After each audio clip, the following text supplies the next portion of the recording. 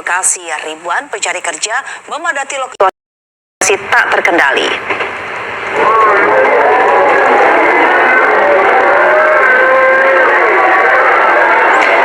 Demi mendapatkan pekerjaan, ribuan orang rela berdesakan hingga terjadi kericuhan.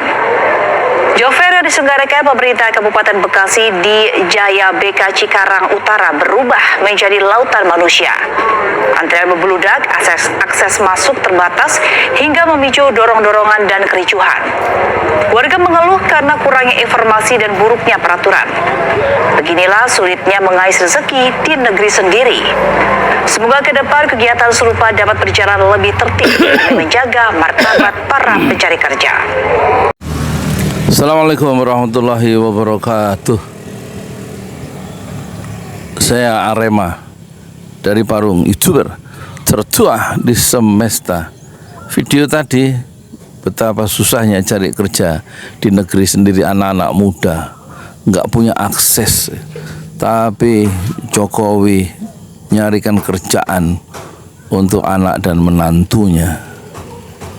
Kan itu nggak fair kan? Itulah yang disebut dinasti politik ya.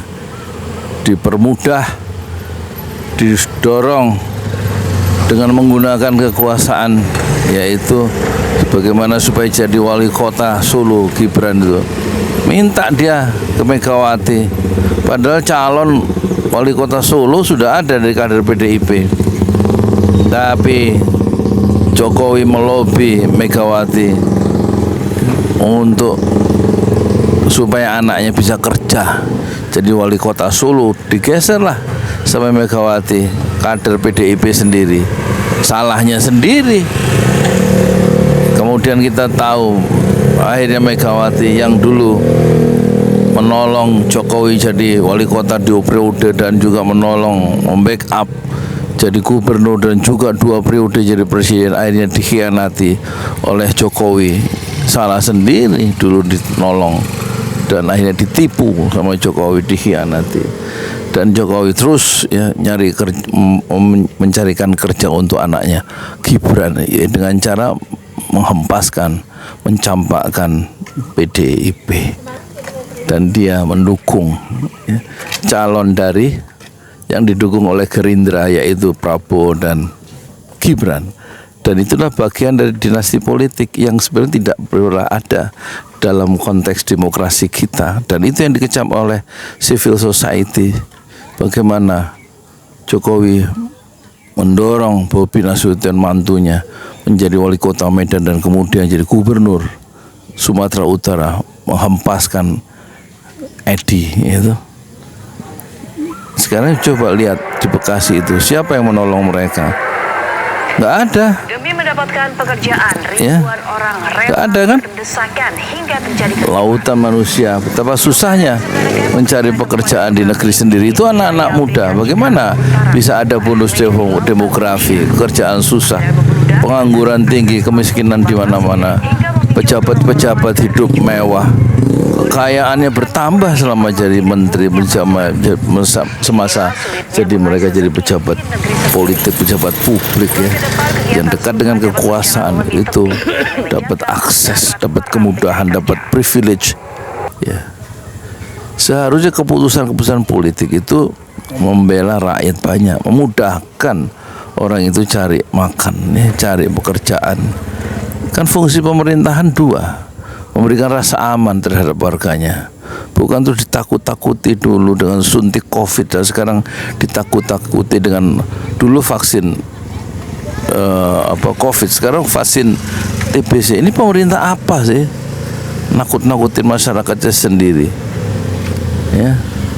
Hanya membela 150.000 yang mati karena TBC misalnya, tetapi lihat jutaan anak muda nggak dibela oleh pemerintah. Hanya jargon-jargon, demagogi di depan peserta rapat lautan manusia, hanya demagogi dan dapat aplaus, tepuk tangan karena retorika kosong dan basi. Sementara setelah dia turun dari podium, rakyat terlunta-lunta, anak muda susah cari kerja karena nggak dibikin keputusan politik yang memudahkan pekerjaan mereka. Malah orang-orang Cina dikasih karpet merah.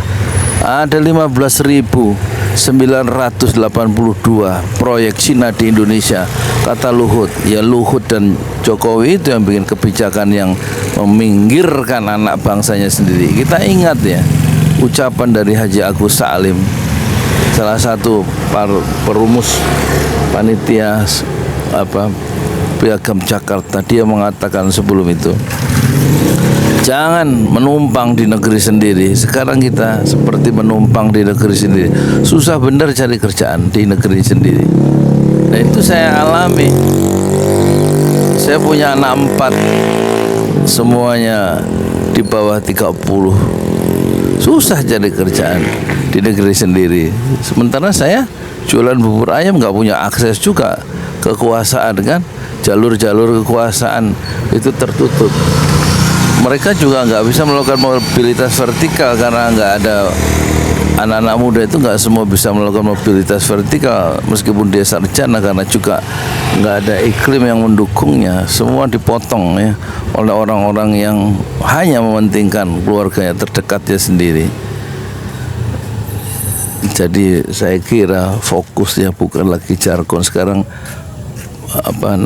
haruslah menciptakan bagaimana keputusan politik itu bisa membela anak-anak muda sendiri. Nggak semua bisa masuk startup.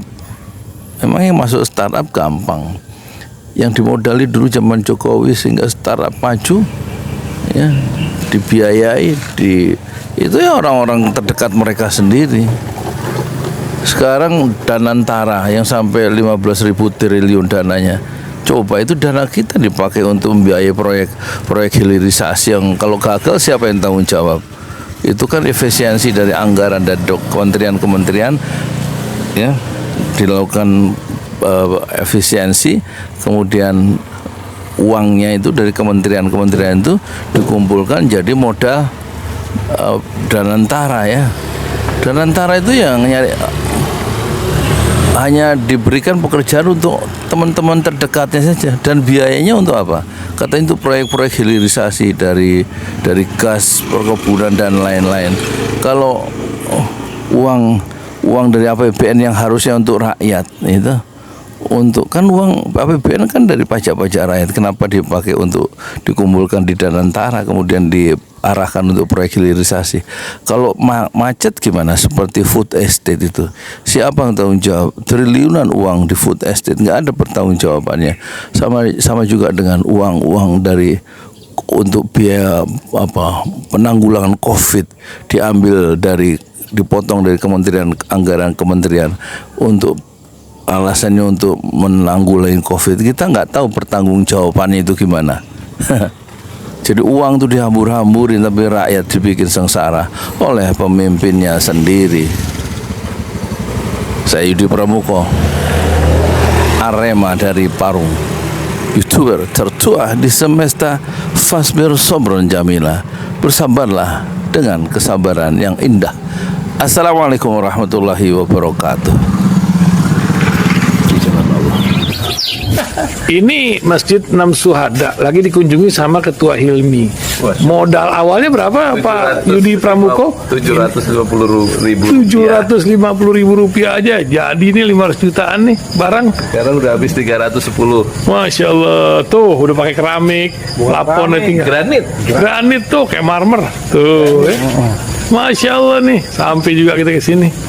Masjid 6 Syuhada, ngapa namanya Masjid 6 Syuhada Ya, Pak Yudi? kita mau mendokumentasikan perjuangan dakwah nama anak muda pengawal Habib Rizik Syihab itu. Masya Allah. Yang dibunuh sama orang jahat di kilometer 50. Kilometer 50 ya. Itu kan simbol memperjuangkan dakwah itu kita harus memberikan segalanya untuk Islam kan ya. Untuk Masya dakwah Islam. Allah. Dan nama anak muda itulah yang sudah memberikan segalanya untuk Islam. Masya Allah. Apa nanti nama pemuda itu ada juga di sini mungkin diterangkan? Mungkin namanya 6 Syuhada. 6 Syuhada itu, Ya. 6 Syuhada dipasang di sini, 6 Syuhada.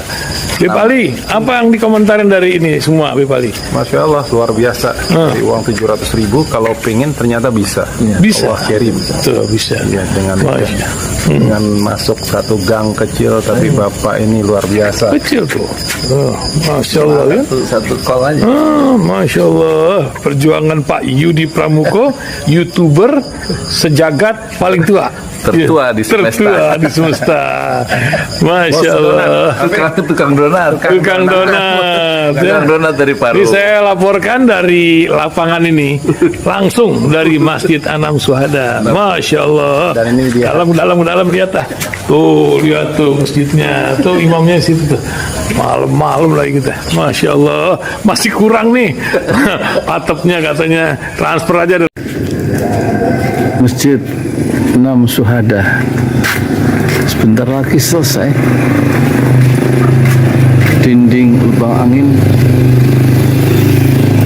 sebagian sudah terpasang, lantai 2 dan kemudian plafon termasuk lantai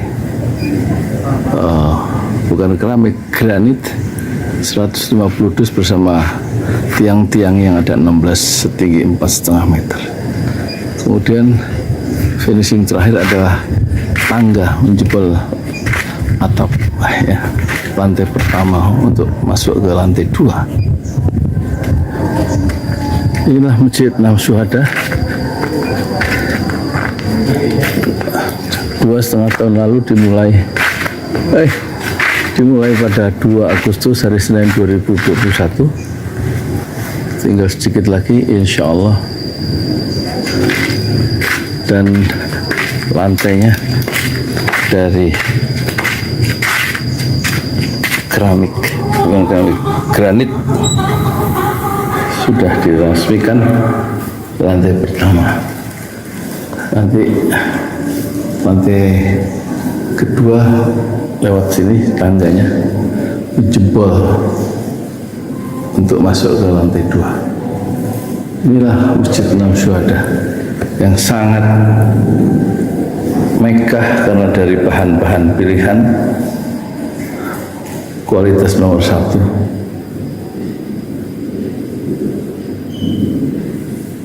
Tinggal sekitar 80 juta lagi finishing lantai atas selesai insya Allah.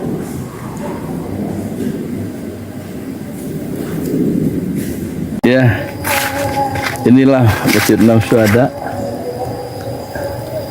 yang sangat bersejarah ya dalam sejarah dakwah Indonesia modern, insya Allah, karena ini dibangun dalam konteks kezaliman rejim penguasa yang sudah membunuh 6 santri dari front Laskar Front Pembela Islam, dan kita abadikan pengorbanan dan perjuangan dakwah mereka sehingga kita sebut namanya Masjid Anam Syuhada. Mereka mengawal perjalanan dakwah gurunya Habib Rizik Syihab, dan mereka dicegat oleh orang-orang jahat di kilometer 50. Saya Yudi Pramuko, tukang donat dari Parung Suber, tertua di semesta fasbir sabrun jamila, bersabarlah dengan kesabaran yang indah. Assalamualaikum warahmatullahi wabarakatuh.